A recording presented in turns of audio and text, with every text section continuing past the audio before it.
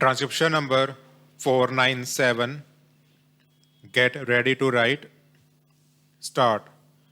The Planning Commission has repeatedly emphasized in its sixth plan report the importance of ensuring that the backward classes get adequate benefit from the general progress and that the special programs financed for plan provision should not be used as substitute for the measures necessary to enable these classes to get due advantage from the general progress, but no attempt is, however, made in the mid-term appraisal to assess how far this recommendation of the Planning Commission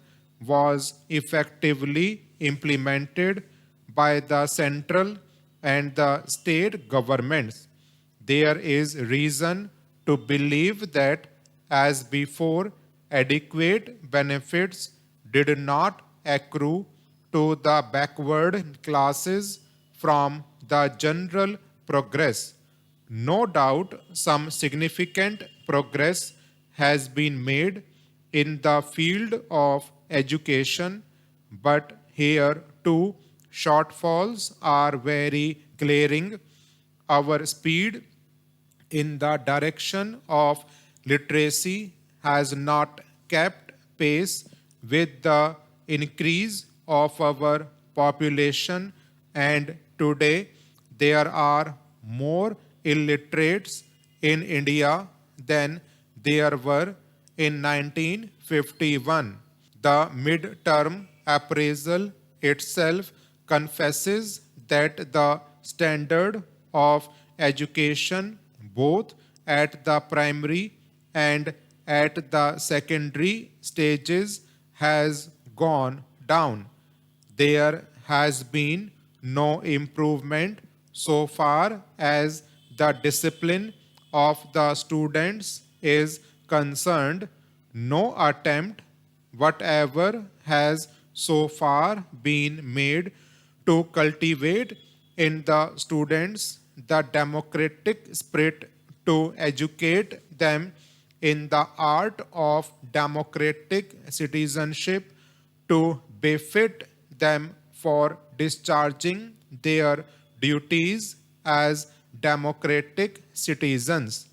Despite the recommendations of the Radhakrishnan University Education Commission and of the Mudaliar Secondary Education Commission, the social ideals of education are yet to be determined by this government, and attempts are yet to be made to reorientate our educational system on the basis of those social ideals.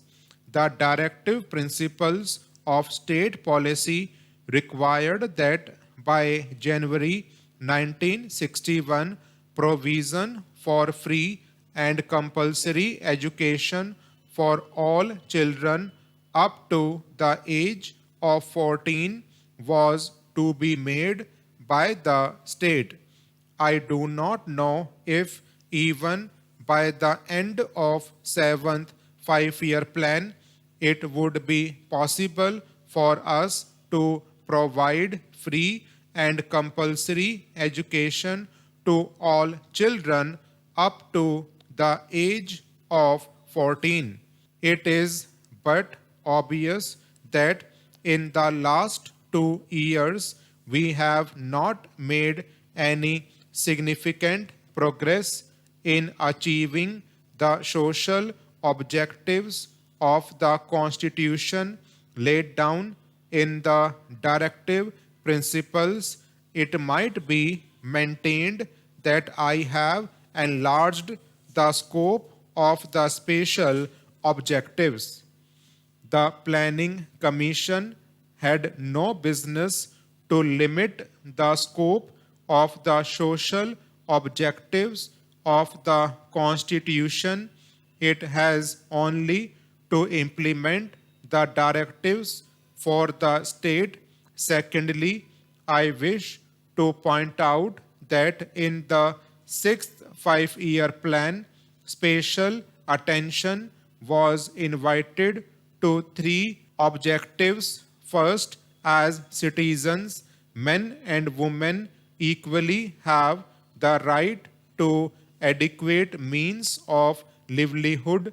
Second, the ownership and control of the material resources of the community are so distributed as best to subserve the common good. And third, the operation of the economic system does not result in the concentration of wealth and means of production to the common detriment. I beg to submit, Madam, that no progress whatever has been made even in regard to these three social objectives chosen by the Planning Commission for its special consideration in the sixth five-year plan report.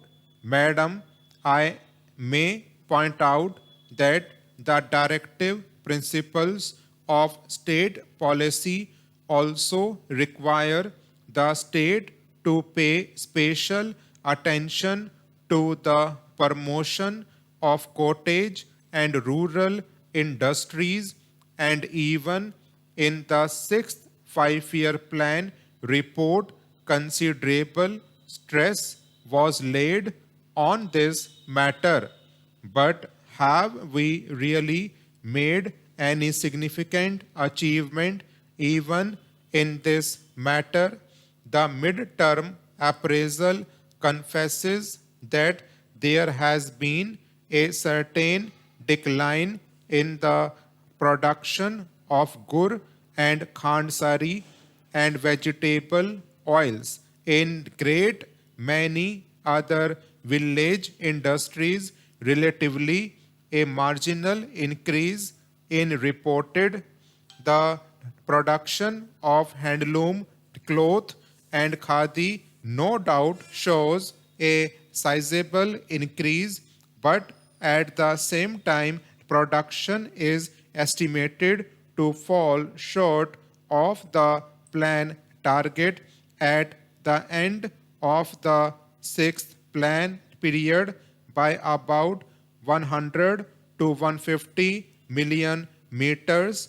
In the case of khadi, it is admitted in the mid-term appraisal that small industries and industrial estates generally suffered for want of certain raw materials, especially since the onset of emergency. I beg to submit, Madam, that while our government claims to be imbued with the spirit of Mahatma Gandhi, the father of the nation, and claims to stand for the promotion of small-scale industries, cottage and rural industries as required by the father of the nation, this government is according step-motherly treatment to the cottage and rural industries as well as to other small-scale industries. Take the case of gur and khandsari. Sometimes the government becomes very enthusiastic about promoting khandsari. Sometimes all sorts of restrictions are imposed on the production of gur and khandsari. The Defense of India rules were used to regulate the supply of sugar cane for producing gur and khandsari. stop.